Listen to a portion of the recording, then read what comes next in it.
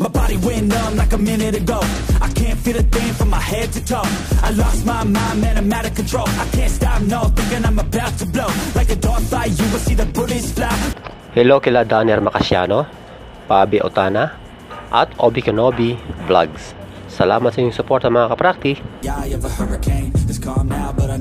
Ang front raise sa cable man ginagawa o dumbbell ang hawak at iba pang klase ng exercise para sa front delts o front shoulder ay hindi ko na ginagawa ngayon.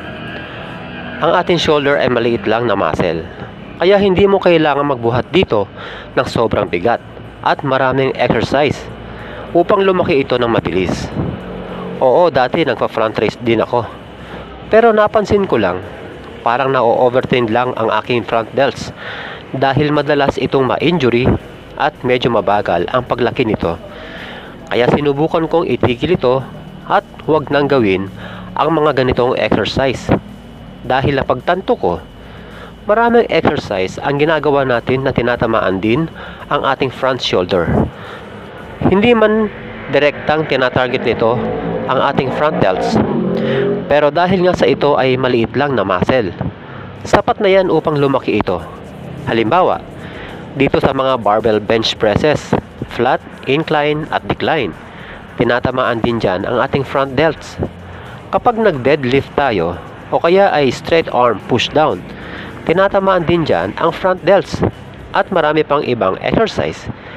Kaya kung gagawa ka pa ng dalawang exercise para sa front delts, tingin ko ito ang dahilan bakit na-overtrain natin ito, na magre-resulta ng mabagal na paglaki nito. Pero hindi ko naman sinasabing hindi na kailangan ang mga exercises para sa front delts, lalo na kung sa tingin mo ay napag-iiwanan na ito. Dahil gaya ng lagi nyong marinig sa akin, na hindi tayo pare-pareho ng katawan. Maaaring sa akin, hindi pwede yung sobrang dami ng exercise sa front delts. Pero baka sa iba, ay pwede naman. Kaya mahalaga na minomonitor nyo rin yung katawan nyo upang malaman nyo kung ano-ano ang dapat nyong gawin o baguhin kapag sa tingin nyo ay mabagal ang paglaki ng inyong muscle. Kulang ba sa pagkain? Kulang sa tulog? Mali ang workout program, o pwede ring dahil sa overtraining at iba pa. Kaya ngayon, isang exercise na lang ang ginagawa ko para sa aking front delts. Ito ay ang dumbbell shoulder press. 12 to 15 reps at 3 sets lang ang ginagawa ko dito. May pagitan ito ng 4 hanggang 5 araw bago ko ulit gawin ito. Magmula nung gawin ko ang routine na ito, napansin ko na mas effective sa akin ang ganitong estilo para sa aking front delts. Upang mas matamaan ang front delts, ang pinakasikreto dito ay yung posisyon ng mga siko. Huwag niyong ipapantay ito sa gilid ng inyong katawan.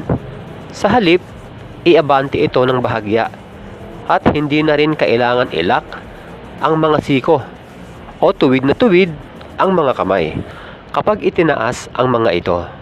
Gawin ito ng kontrolado, lalo na sa pababang direksyon.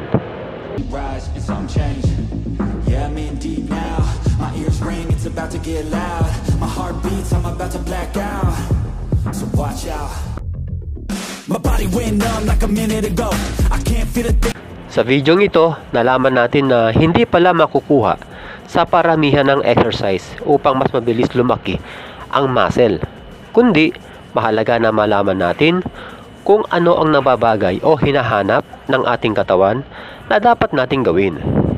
At lagi kong sinasabi, ang paglaki ng muscle ay hindi nakukuha sa pagbubuhat lamang. Dahil kailangan din natin ng sapat na tulog at tamang pagkain. Hanggang sa muli mga kaprakti, God bless! They ain't no going back now. They ain't no going back now. They ain't no going back now.